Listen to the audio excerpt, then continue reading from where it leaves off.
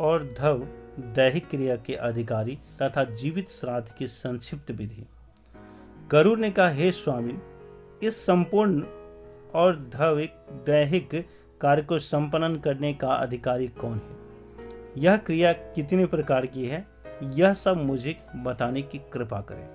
भगवान श्री कृष्ण कहते हैं, हे खगेश, जो मनुष्य मर जाता है उसका और दैहिक क्रिया यानी पुत्र पौत्र और परपौत्र, भाई भाई की संतान तथा सपिंड या जाति के लोग कर सकते हैं। इन सभी के अभाव में समान दुख संतान तथा कार्य को करने का अधिकारी है।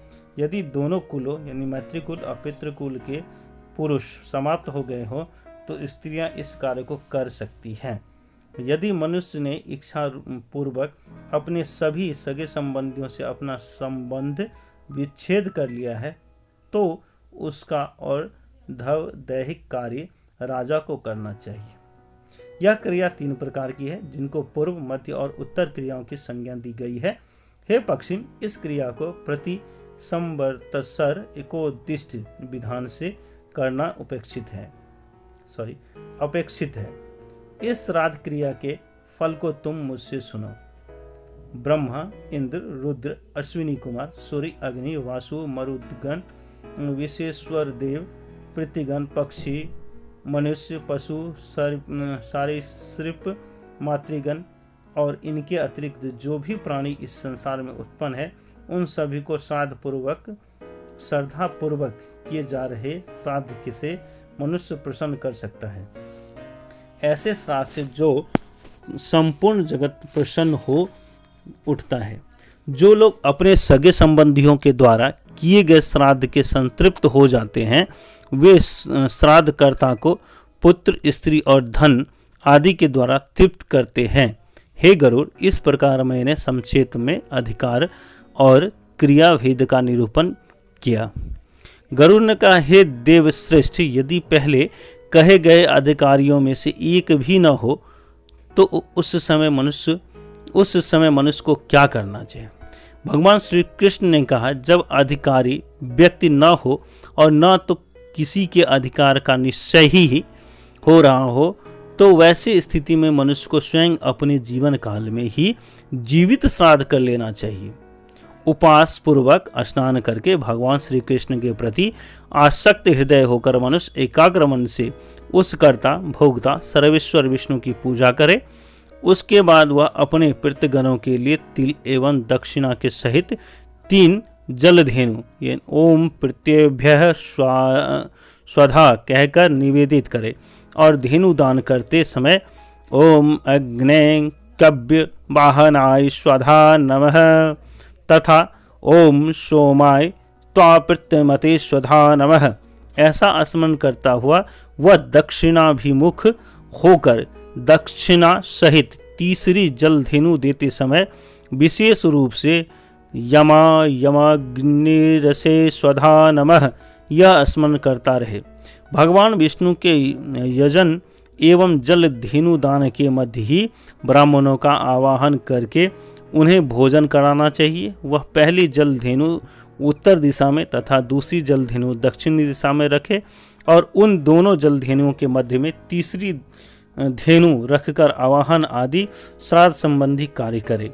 इस आवाहन आदि क्रिया के पूर्व में सर्वप्रथम आवाहन पूर्वक विश्वेश्वर देवों के प्रतिनिधि भूत ब्राह्मणों की भलीभांति पूजा कर वह यह कहे, वसुभ्यस तमाव अहम विप्र रुद्रे भयस्व त्वाम अहम ततः सूर्ये भयस्व त्वाम अहम विप्र भोज्यामिते ही तान वदेत।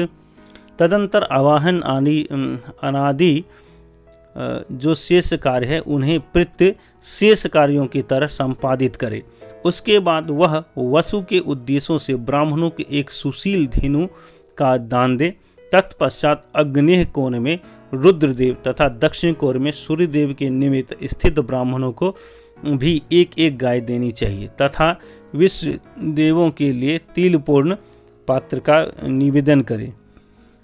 तदंतर ब्राह्मणों को अक्षयोदक दान करना चाहिए एवं ब्राह्मण ओम स्वस्ति तथा प्रतिवाचन से श्राद्ध क्रिया की संपूर्णता का आशीर्वाद दें। इसके बाद अष्टाक्षर मंत्र से भगवान विष्णु का स्मरण करते हुए उनका विसर्जन करें। इसके पश्चात स्वस्थ चित्त होकर कुल देवी ईशानी शिव तथा भगवान नारायण का स्मरण करें। तदंतर चतुर्दशी तिथि को सुगमता से उपलब्ध होने वाली श्रेष्ठ नदी के तट पर जाएं।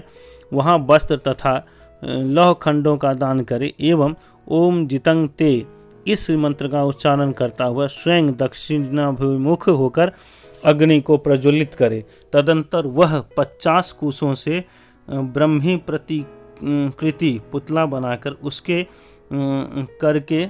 करके उसका दाह करे। इसके बाद शमशान में विहित होम करके अंत में पूर्णाहुति की क्रिया संपन्न करे। तत्पश्चात निरग्नि भूमि यम और रुद्रदेव का स्मरण करे। हवन करने के बाद प्रधान स्थान पर उक्त देवों का आवाहन करना चाहिए। उसके बाद वह अग्नि में मूंग मिश्रित चरु पकाए। तदंतर तिल तंडुल मिश्रित दूसरा चरु पकाए। ओम पृथ्वे नमस्तुभ्यं इस मंत्र से प्रथम चरु निवेदित करे। ओम यमाय नमस्य इस मंत्र से यम को द्वितीय चरु निवेदित करे। ओम नमस्साथ रुद्राय शमशानपत्ये नमः इस पिंड मंत्र से शमशानपति रुद्र को निवेदित करे। उसके बाद श्राद्धकर्ता 7 नाम वाले यमराज के लिए निमित्त मंत्रों का 7 जलांजलियाँ छोड़े। ओम यमाय स्वधा तस्मै नमः। ओम धर्मराजाय स्वधा तस्मै नमः। ओम मृतव्ये स्वधा तस्मै नमः। ओम आकांताय स्वधा तस्मै नमः। ओम वैवस्वताय स्वधा तस्मै नमः। ओम कालाय स्वधा तस्मै नमः और ओम सर्व प्राणहराय स्वधा तस्मै नमः। इसके बाद श्राद्धकर्ता तुम सब अमुक अमुक गोत्र से संबंधित हो, इस तिलोदल दक तुम्हारे लिए होवे। ऐसा कहते हुए अर्घ्य पुष्प से युक्त 10 पिंड दान दे। उसके बाद उन्हें धूप दीप बलि गंध और अक्षय जल प्रदान करे। उस 10 पिंडों का दान करने के पश्चात भगवान विष्णु के सुंदर सुभग मुख का ध्यान करना चाहिए। इस कृत्य को करने के बाद शौच के अंत में प्रति मास मासिक श्राद्ध और सपिंडीकरण करना चाहिए। श्राद्ध चाहे अपने लिए हो या दूसरों के लिए, यही नियम है। शक्ति, आयोग, धन, आयु ये चारों स्थिर होते हैं, अतः ऐसा जानकर जीवित श्राद्ध करना चाहिए। मैंने इस जीवित श्राद्ध के विषय में तुमसे सब कुछ बता दिया है। हरे कृष्ण कृष्ण कृष्ण हरे हरे, हरे राम राम राम हरे हरे।